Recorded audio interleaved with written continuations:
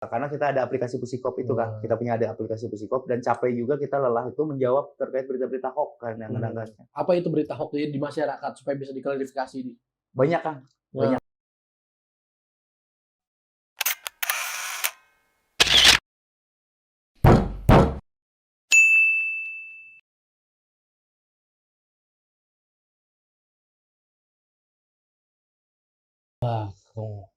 Kang Yusuf nih dari Kominfo. Siap kan.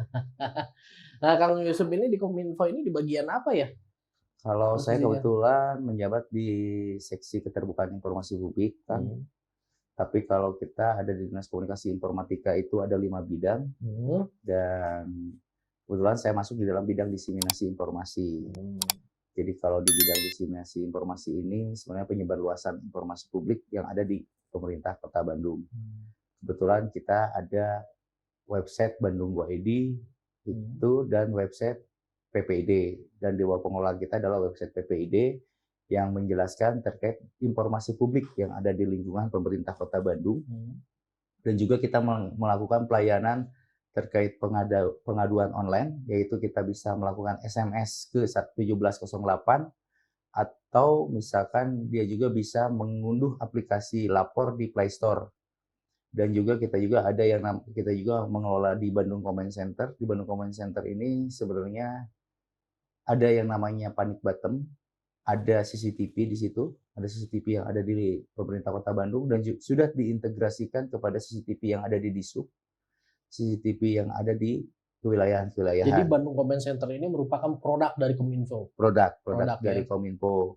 Karena Bandung Comment Center ini itu diinisiasi oleh wali kota sebelumnya, yaitu Bapak Ridwan Kamil, yang menginginkan dia mengetahui situasi terkini dari pemerintah Kota Bandung.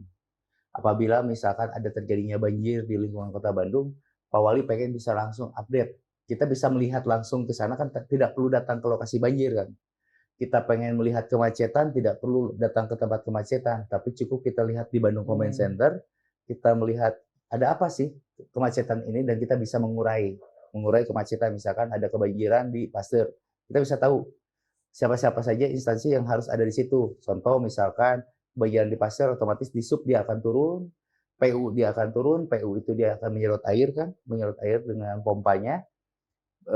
Di sub itu untuk mengurai kemacetan agar tidak terlampau kemacetan, atau kita juga memberikan peringatan informasi serta merta kepada warga Kota Bandung untuk tidak lewat ke area tersebut. Oke, lebih spesifiknya nih terkait Bandung Comment Center itu dia mempunyai fungsi masing-masing kan. Dia mempunyai ibaratnya item-item di bawahnya tuh. Nah, item-itemnya itu apa aja?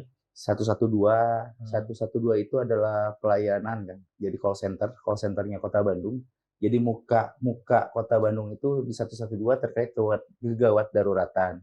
Dan kalau untuk terkait yang kedua itu CCTV juga ada di Bandung Comment Center. Terus integrasi aplikasi. Di dalam integrasi aplikasi ini kita semua aplikasi yang ada di Kota Bandung kita masukkan di dalam satu TV yang besar, agar bisa memudahkan Pak Wali Kota untuk mengambil kebijakan. Karena di situ juga kan ada terkait pajak, berapa sih pajak atau retribusi yang sudah tercapai oleh Kota Bandung, apa-apa saja, harga pasar juga kita ada di situ, harga pasar yang ada di pasar swalayan dan di pasar-pasar tradisional. Jadi kita bisa update harga pasar itu. Kalau di dalamnya itu ada dalam aplikasi Arimbi. Ada juga di situ juga terkait ketersediaan tempat tidur kan. Karena kalau dalam situasi Covid sekarang itu banyak orang yang bertanya terkait ketersediaan tempat tidur.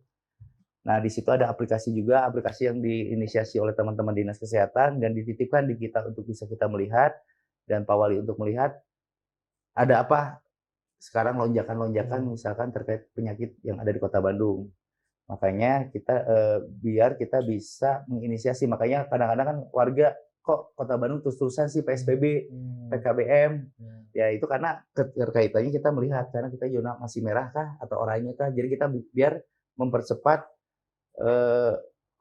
penurunan Covid dan peningkatan pemberdayaan perekonomian. Nah, menariknya Kang Yusuf ini kan di sini kan mempunyai kewenangan job desk khususnya kan untuk mengkoordinir khususnya di Bandung ya. Ya. Nah, punya hak-hak itu. Ibaratnya yang 212 juga dipegang ya. 112. 112. Iya. Nah, 112 call center itu. Call center. Tapi ketika nanti orang ibaratnya ada yang membutuhkan itu langsung terkoneksi. Langsung terkoneksi Kang. Kalau jadi di kita tuh 24 jam Kang. Jadi 112 itu minimal dan maksimal yang akan bekerja itu operatornya itu 3 orang. Dan itu 24 jam kita bagi dalam 3 shift. Nah, jadi Kominfo ini kan contoh-contoh kecilnya adalah permasalahan yang dipegang KU Ucup itu kan seperti ada yang pohon yang tumbang posisinya, ya kan, ada apa namanya listrik, kabel listrik yang jatuh, terurai. Itu gimana itu apa namanya prosesnya itu? Jadi kadang kalau kita dari bisnis proses ya kan, yang awalnya itu kan misalkan ada masyarakat melapor, misalkan mobilnya tertimpa pohon tumbang. Nah, di daerah Cipaganti contoh kayak kemarin. Itu pohon tumbang, dia menelepon ke 112, nanti 112 dia akan mengkoordinasikan ke dinas pelayanan, dinas pertamanan, maaf bukan pelayanan, dinas pertamanan, karena mereka yang mengelola terkait pohon-pohon yang tumbang. Tapi biasanya itu prosesnya cepat gitu, cepat, karena kan membuat kemacetan juga ya. Cepat. Jadi itu akan cepat prosesnya. Eksekusinya ya. Karena kami prinsipnya dari pimpinan kami, Pak Wali Kota, selalu menyatakan berikan pelayanan yang terbaik bagi masyarakat Kota Bandung. Makanya kita prosesnya itu selalu cepatkan. Kayak baru hari ini saya dapat laporan itu. Bentar saya bukakan ya.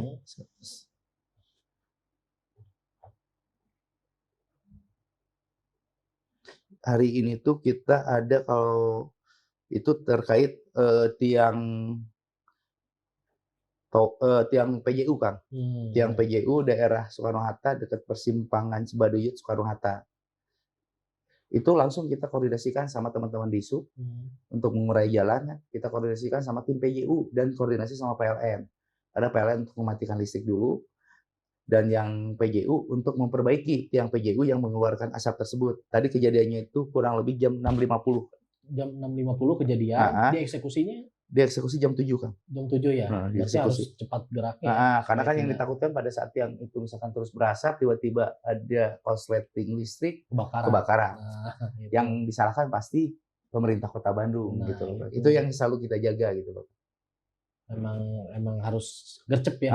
Karena kita harus menyamankan warga Kota Bandung, menyamankan warganya. Karena kan mereka sudah bayar pajak kan. Betul. Mereka sudah bayar di pajak. Bandung ini tiap bulan itu berapa kasus itu sebenarnya yang masuk itu laporannya? Kalau untuk bulan ini tidak terlalu ini Kang, hanya kalau per hari gitu lah kan. Per hari itu 2. Kayak kemarin ada yang meninggal laka lantas. Ada yang meninggal laka lantas kecelakaan tunggal. Kemarin tuh. Jadi per hari itu minimal 2 lah, minimal maksimal 2 kan. Emang kalau yang telepon ke 112 itu kurang lebih bisa sampai 3.000 atau 2.000 yang menelepon, tapi banyaknya prank. Ini kita sambung aja ya, anggaplah misalkan ada kebakaran di situ, konsletingnya. Kebakaran lah, berarti kan ada korban di situ. Bisa langsung menghubungi pihak Kominfo untuk ambulan.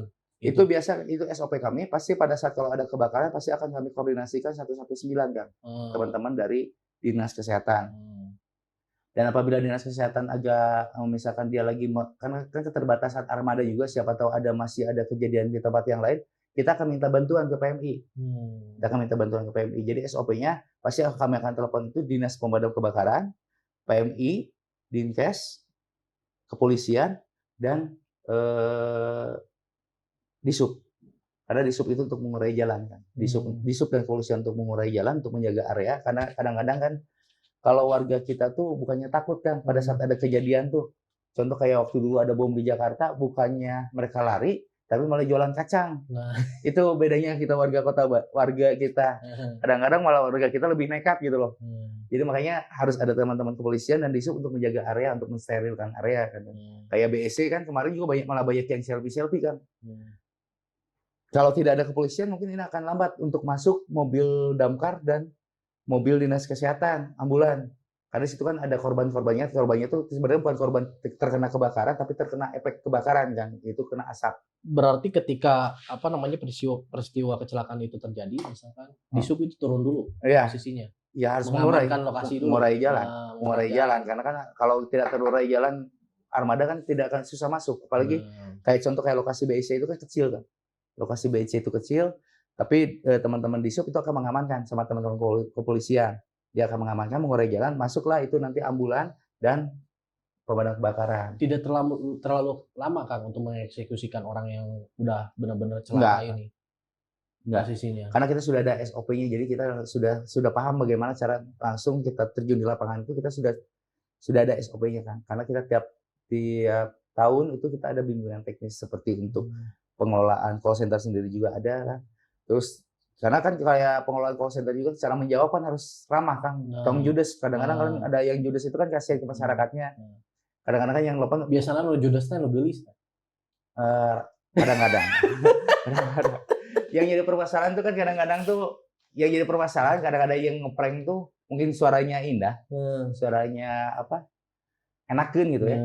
Ditelepon sama teman-teman atau masyarakat Kota Bandung nanya sudah punya pacar belum. Itu ada yang kayak gitu kan. Rumah di mana, nomor HP-nya berapa. Makanya saya juga kasihan itu kadang-kadang teman-teman juga sudah mah capek tiba-tiba di prank yang kayak gitu, nanya pacar. Sering terjadi juga. Ada. Kalau mungkin suaranya indah. Suara indah. Kalau sembayang tuh gitu.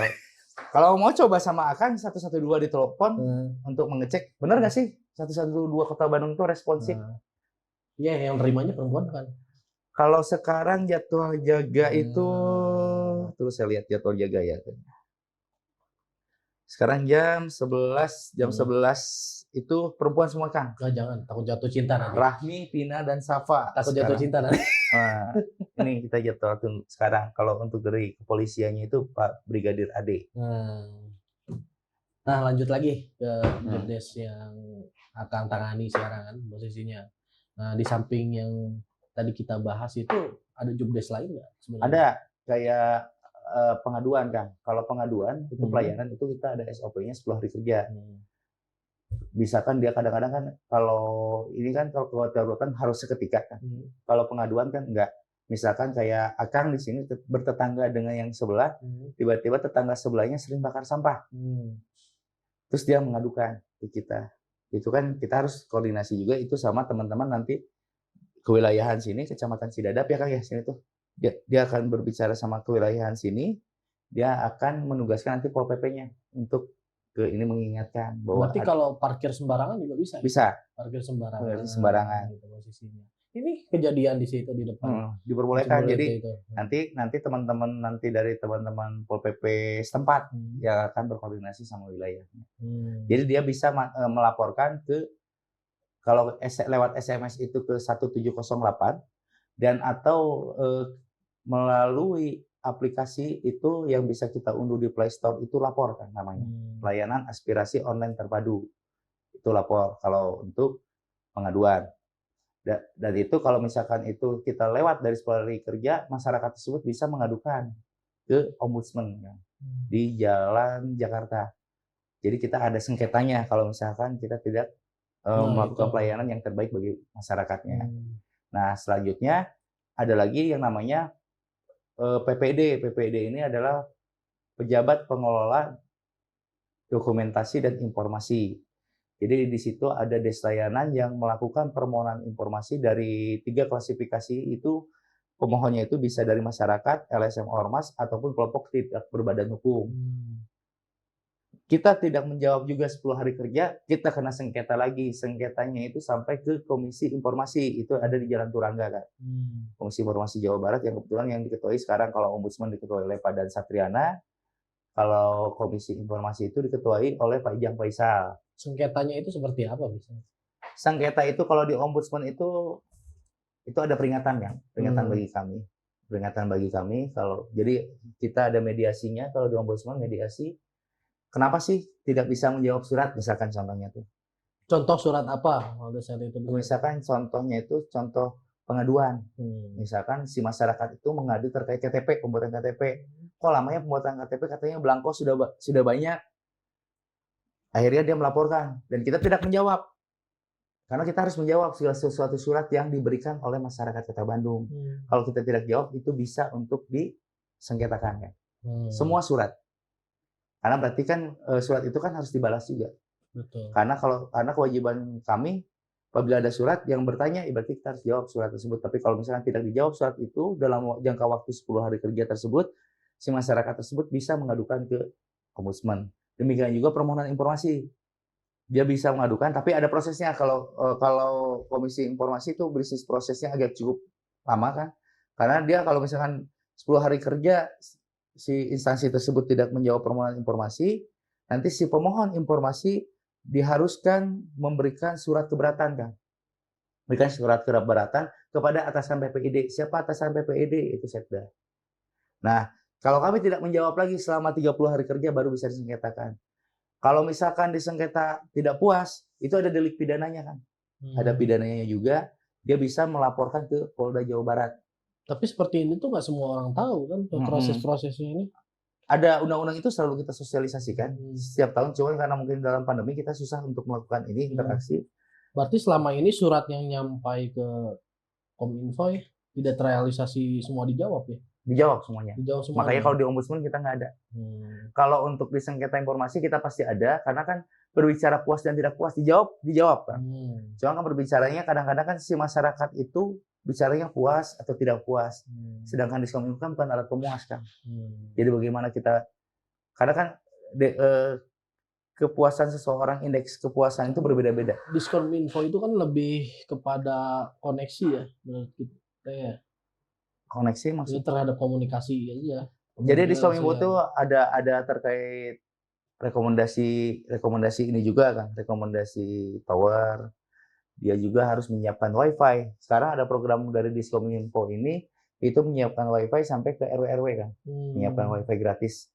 Apalagi dengan situasi pandemi sekarang dengan banyaknya kegiatan daring, ya otomatis masyarakat sangat butuh sekali dengan yang namanya WiFi gratis. Makanya sekarang Diskominfo lagi menyisir untuk pembuatan WiFi gratis di tiap-tiap RW agar memudahkan para orang tua murid untuk daring dengan sekolahnya. Terus yang ketiga kita juga ada sekarang itu terkait perencanaan. Kalau perencanaan ini berbicara smart city kan, berbicara smart city.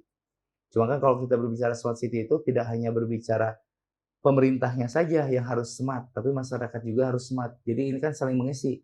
Ibarat kasarnya pemerintah menyiapkan perangkat tapi masyarakatnya tidak bisa kan, untuk apa perangkat tersebut dibuat. Betul. Gitu.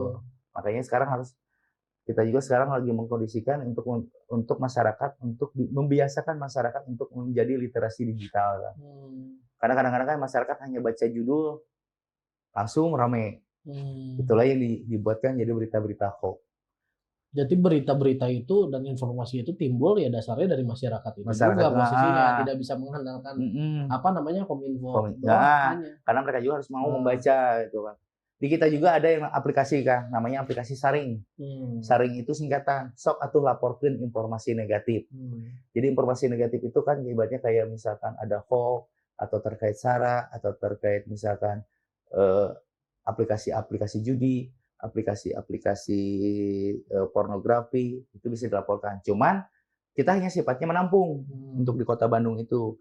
Kewenangan untuk menutupnya itu ada di Kementerian Kominfo di pusat. Itu kewenangan mereka yang menutup. Kita hanya ibaratnya menampung yang ada di Kota Bandung, kita share.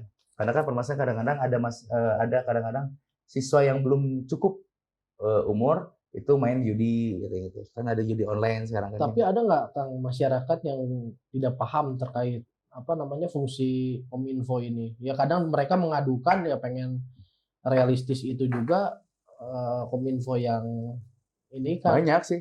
Kadang gini kan. Kan Kominfo ini kan sebenarnya hanya sebagai perangkat kan. Ketika ada permasalahan di suatu A gitu, misalkan permasalahan A, kadang masyarakat nggak mau tahu ketika dia udah menyampaikan ke Kominfo, ini harus selesai. Iya. Yang lucu kan kayak gini. Paham nggak maksud saya? Yang lucu seperti kayak gini kan. Ada seseorang masyarakat, dia itu mitra sebenarnya, mitra dari kami, mitra dari Diskominfo, dan dia tahu link-linknya sebenarnya. Tiba-tiba dia nanya produk hukum. Padahal produk hukum di Kota Bandung itu sudah ada di website JDIH dan dia sudah tahu. Tetap maksa ke saya. Akhirnya kan saya tarik datanya, saya kasih ke dia. Kenapa? Lalu setelah saya tarik, saya kasih datanya ke dia, saya nanya, Kang, kan Akang teh sudah tahu di mana aplikasi. Ada, saya pengen gampil. Itu jawaban masyarakat kan. Kok jadi kayak gini ya masyarakatnya? Jadi terlampau manja kan. Kalau saya lihat di Kota Bandung ini sudah kita manjakan sekali. Tiba-tiba aplikasi atau data-data itu semuanya sudah rata-rata terbuka.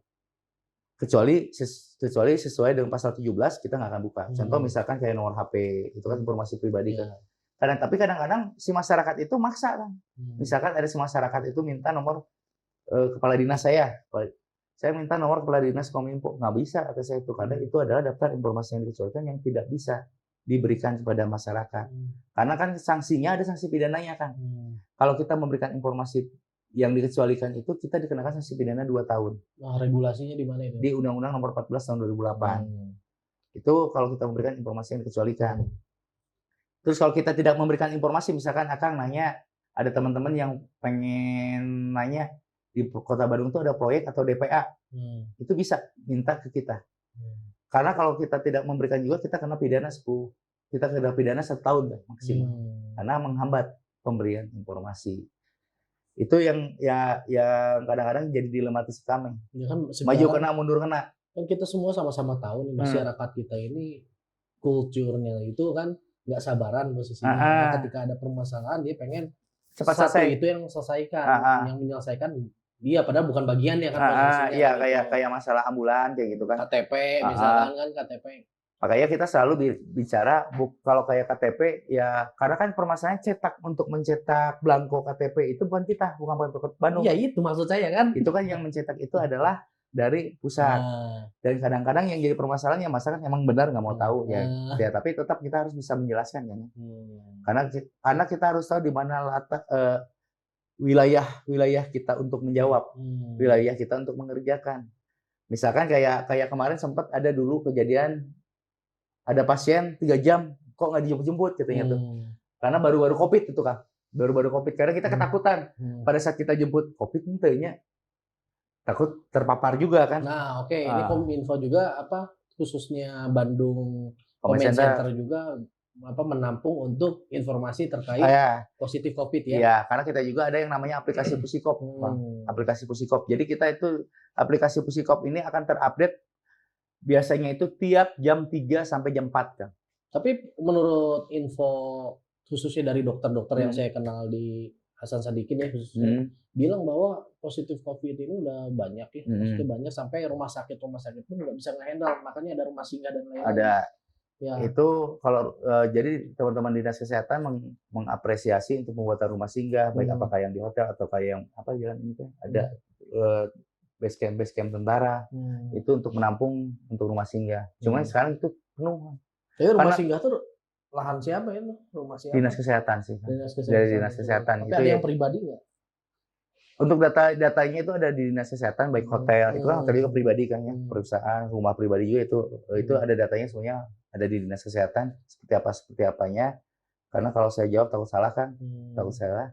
Karena kewenangan untuk menjawab itu dari teman-teman dinas kesehatan untuk menjawab terkait ini. Dan kebetulan ada info menarik sekarang kan. Info menarik pada saat hari ini. Jadi Dinas Kesehatan Kota Bandung itu kita ada khusus area Kota Bandung ya. Kita ada vaksinasi COVID-19 untuk khusus lansia kan. Tanggal pelaksananya 16 sampai 18 Maret di lokasi vaksinasi COVID-19 ini di spot Jabar Arca Manik Jalan Pacuan Kuda. Nah, langkah pendaftarannya itu dia mengunduh aplikasi Good Doctor, terus klik menu vaksinasi COVID-19 lansia, langsung disitulah dia silakan untuk mendaftar untuk kapan lansia. Itu dari kapan posisinya? Dari sekarang udah diperbolehkan. Dari sekarang sampai dari per hari ini sampai tanggal 15. Sampai tanggal 15 Maret untuk pendaftaran. Waktu tempat pelaksanaannya itu tanggal 16 sampai 18 Maret 2021. Gratis ya? Gratis kan. Nah, nanti itu bisa diinfokan nanti alamatnya di bawah nanti ya. Boleh. Posisinya. Nah, terus terkait vaksin ini yang di luar lansia itu tetap kita berjalan. Sudah berjalan kan? Sudah berjalan. Cuman jadi per RW. Sudah berjalan. Oh, di Kota Bandung udah. Sudah, kalau di Kota Bandung kita sudah berjalan itu per RW. Untuk guru-guru sudah mulai divaksin, untuk wartawan juga sudah mulai divaksin. Polisi juga sudah. Lawyer kapan lawyer? Harus ada ajuan kan dari teman-teman. Misalkan kan kalau kita bicara lawyer ini kan tidak bisa secara pribadi kan. Karena permasalahannya kan ada teman-teman ini kan ada suatu asosiasinya, mungkin asosiasinya lah yang memfasilitasi ke dinas kesehatan untuk membuat surat ke dinas kesehatan bagaimana caranya untuk membuat vaksin, misalkan KAI membuat vaksinnya di mana, tempatnya kapan, atau Peradi seperti itu juga. Gitu ya. Tapi diutamakan untuk pegawai-pegawai negeri gitu. Nah, karena mereka sifatnya kan bertemu langsung masyarakat pelayanan kan. Iya. Tapi kembali lagi nih ke Kominfo ya. Setelah koneksi ini berdering ibaratnya dari masyarakat. Aduh, sekarang kan yang menderita COVID banyak ya. Maksudnya sekarang tuh ada yang udah parah, apalagi yang yang punya penyakit bawaan segala macam, itu kan harus ditangani dengan cepat itu posisinya. Apa langsung terrealisasi begitu kontak Kominfo di informasinya di sini kosong nih ruangan segala macam. Langsung, karena kita ada di dinas kesehatan itu kasih rujukan namanya kan. Dia kasih rujukan ini, kebetulan di dinas kesehatan ini sudah mengetahui dia akan berkoordinasi sama rumah sakit yang ada di Kota Bandung. Berarti perlu ke dokter dulu tetap. Rujukan. Karena permasalahannya SOP-nya harus seperti itu. Tetap pada saat itu SOP-nya dia tetap harus ada di puskesmas. Karena kalau misalkan, kenapa di puskesmas kan? Karena kan saking banyaknya kan. Tiba-tiba tempat tidak ini kan bisa dia isolasi mandiri. Isolasi mandiri itu di rumah kan. Isolasi mandiri di rumah. Karena kalau misalkan dia tidak terlalu inilah kan ya, masih bisa dia ditangani di rumah, kenapa nggak harus di tempat itu? Karena yang ditakutkan pada saat ada yang parah, yang benar-benar parah, nggak bisa terlayanin. Jadi kita lebih ininya, kita ada SOP-nya, jadi dia harus dari puskesmas dulu kan. Dari puskesmas dulu, nanti di puskesmas itu akan bertanya ke kasih rujukan yang ada di dinas kesehatan, nanti dinas kesehatan yang akan melihat ada berapa kasur-kasur yang yang kosong. Mereka yang tahu dari kasih rujukan. Karena saya pernah mencoba juga kan, saya beberapa kali mencoba, ada teman-teman 112 dengan kasih rujukan, itu cepat kok. Cepat, dan mereka kalau misalkan skala prioritas yang mereka lihat kan, skala prioritas. Kenapa mereka harus puskesmas? Karena kan di puskesmas Kota Bandung kan sudah ada dokter yang bisa melihat sebenarnya tuh ini lebih diutamakan atau enggak gitu. Kalau saya ini yang diutamakan, dia akan langsung share ke kasih rujukan. Tapi kalau kayak di rumah singgah gitu kan informasinya itu ya bayar nggak sih posisinya? Gratis kan perawatannya. Gratis. Karena kan orang juga kan banyak yang takut juga nih, wah dirawat di sini nih takut bayar lah gitu kan. Gratis sih kan. Gratis karena itu semua anggarannya sudah ada dianggarkan di Kemenkes semuanya. Kalau ini hasil swab gratis. Kalau tapi positif ada gratis. Kalau hasil swab gimana kan maksudnya? Iya, hasil kan kalau dinyatakan positif ya kan ada PCR tuh, ada antigen. Nah, kalau misalkan antigen itu terbukti positif, berarti kan harus dipastikan lagi melalui PCR posisinya. Itu berbayar kan? Karena walaupun positif. Itu berbayar yang saya tahu tuh. Cuman kalau misalkan dia itu langsung ditempatkan di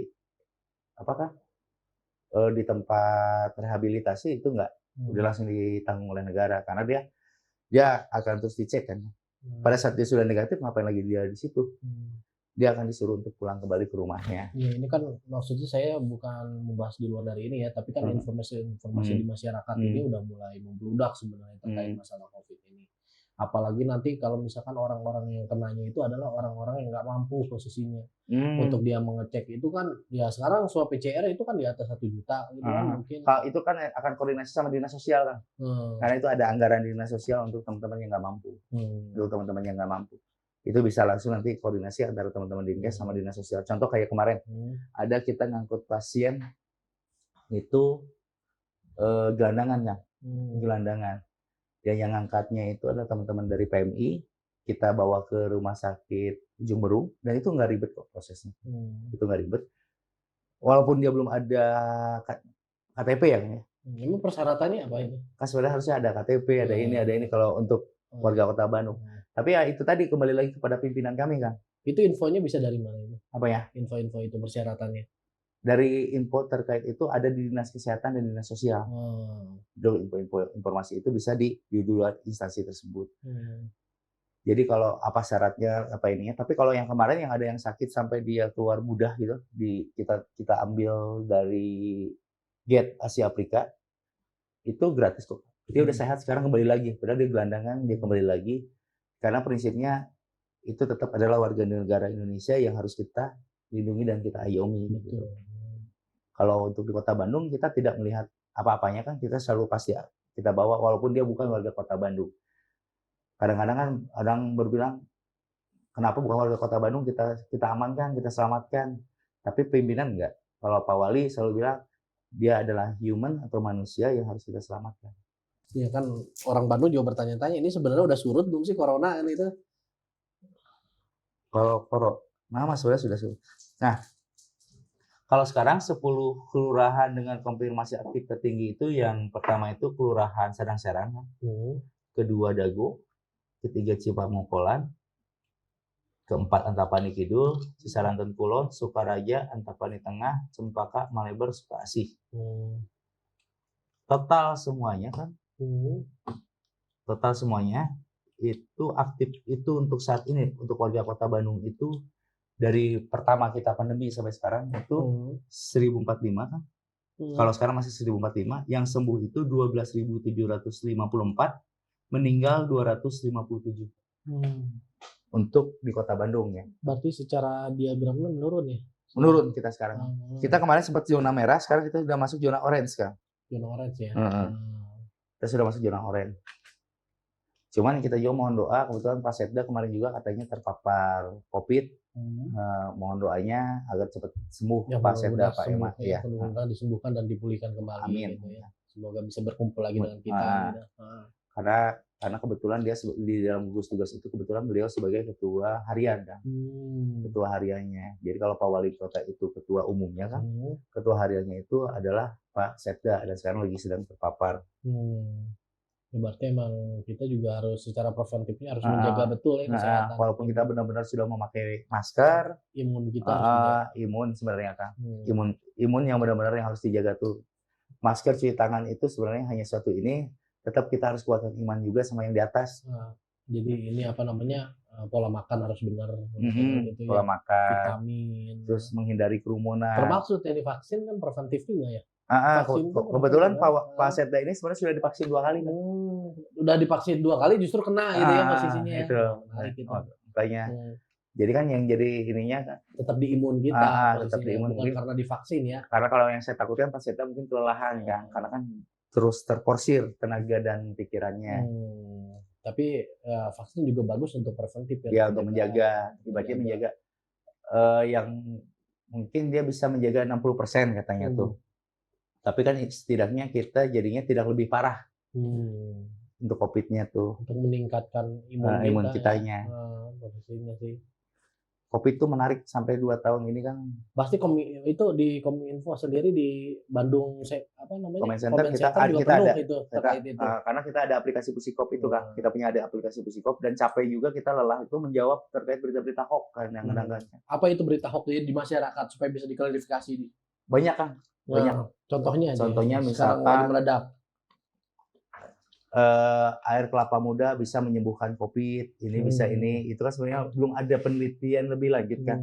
Tapi masyarakat sudah tergadung percaya gitu. Tapi kelapa kan bagus, bener bagus. Cuman informasinya kan tidak tepat gitu loh kan. Informasinya tidak tepat. Yang disebut hoax itu kan bisa disinformasi kan. Disinformasi itu kan menyebarluaskan informasi yang bagus tapi tidak tepat sasaran gitu. Nah, yang menyebar massa banyak yang seperti itu. Jadi kalau kita imunisasi vaksin katanya tuh bisa lumpuh kan itu adalah penyebarluasan informasi yang sesat kan. Nah, itu loh yang akhirnya banyak masyarakat yang menolak pengen vaksin. Dan itu tidak tepat. Vaksin tidak ada seperti itu. Cuman mungkin ada efek-efeknya mungkin agak panas dikit. Ya apalah bedanya waktu kita bayi juga kan kalau kita divaksin juga katanya anak-anak bayi juga ada yang panas, ada yang ini. Itu pasti ada lah yang kayak gitu sedikit. Karena mungkin antibodinya lagi menyesuaikan dengan antibodi yang dimasukkan. Nah, sebenarnya keluhan masyarakat pada saat ini itu apa sebenarnya? Terkait sekarang kan banyak dampak ya. COVID ini banyak dampak banget ini. Dari orang juga susah dapat kerjaan segala macam. Banyak yang orang tua murid yang stres sekarang kan. Nah, orang tua murid yang stres. Guru juga stres sebenarnya. Menghadapi tugas gitu kan gimana cara. Cuman kan ya itu ya apa boleh buat kan. Tapi kan kemarin ada instruksi yang baru bahwa bulan Juni sudah diperbolehkan untuk bertatap muka kan untuk sekolah. Terus kemarin juga ada surat dari Kapolri juga sudah diperbolehkan untuk kayak pertunjukan musik sudah diperbolehkan. Betul, pertunjukan musik sudah ada di berita. Sudah diperbolehkan. Kalau kemarin-kemarin kan sempat benar-benar tidak boleh gitu, benar-benar tidak boleh, benar-benar kita benar-benar menyelesaikan COVID ini. Karena semangatnya harus gotong royong kan, nggak bisa COVID ini diselesaikan oleh pemerintah tanpa didukung oleh masyarakatnya.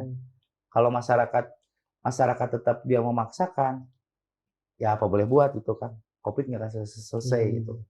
Karena target pemerintah pusat, dari teman-teman dari pusat, itu pengen selesai COVID ini di awal tahun depan kan.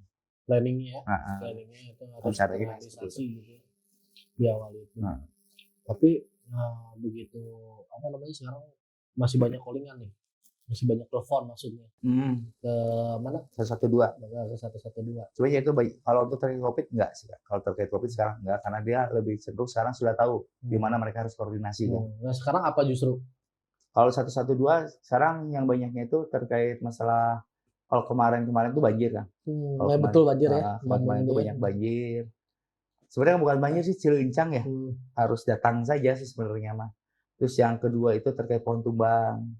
Terus kabel yang terjuntai. Terus terkait masalah kayak kemarin itu laka lantas. Terus kayak kemarin itu ada yang perang kan. Anak-anak muda yang di Simpang 5. Yang nggak tahu dari mana tiba-tiba ribut gitu. Itu ada yang video kan, langsung kita laporkan 112 dan kita langsung koordinasi sama teman-teman kepolisian. Polisian langsung cepat datang. Akhirnya nggak sampai ibaratnya sampai membesar gitu. Keributan tawuran pemuda itu. Dia udah selesai. Itu aja sih sebenarnya. Karena dengan adanya 112 kalau saya rasa malah cepat penyelesaian konflik yang ada di Kota Bandung atau penyelesaian kegawat daruratan di Kota Bandung. Jadi ada manfaatnya ya. Ada di 112 ini karena dia sebagai sebagai perangkat ya untuk menyelesaikan suatu masalah gitu ya. Ya contohnya kayak tadi lah, ya kan? Ada pohon tumbang, kabel listrik lah, sekarang corona lah, positif COVID. Ini kan semua nggak jauh dari perangkat itu gitu kan sebenarnya. Makanya kita juga emang harus bersyukur sih ada bagian dari kita nih Kominfo nih di sini gitu kan untuk melaksanakan gugus tugasnya ini sesuai dengan fungsinya. Makanya kalau boleh kami ngundang Akang juga datang ke Bandung Command Center. Kita lihat sebenarnya real nggak sih sebenarnya Bandung Command Center ini, benar nggak sih ada 112 ini. Jadi kita tetap memberikan pelayanan yang terbaik bagi warga Kota Bandung, khususnya umumnya ya warga Jawa Barat yang sedang berkunjung ke Kota Bandung, misalkan sedang berkunjung ke Kota Bandung, dia butuh apa-apa, ada kegawat daruratan, bisa menghubungi 112 kan. Karena kan kalau misalkan warga luar Kota Bandung datang ke Kota Bandung kadang-kadang bingung kan, tiba-tiba dia tuh sakit atau seperti apa, atau mungkin mobilnya amit-amit belakangnya doakan jangan ada, mobilnya jatuh ketimpa pohon atau gimana, bisa menghubungi 112 untuk percepatan penyelesaian kegiatan kegawat daruratan tersebut. Oke, terima kasih banyak Kang Ucup dari Kominfo. Sama-sama Kang. Cos. Siap Kang.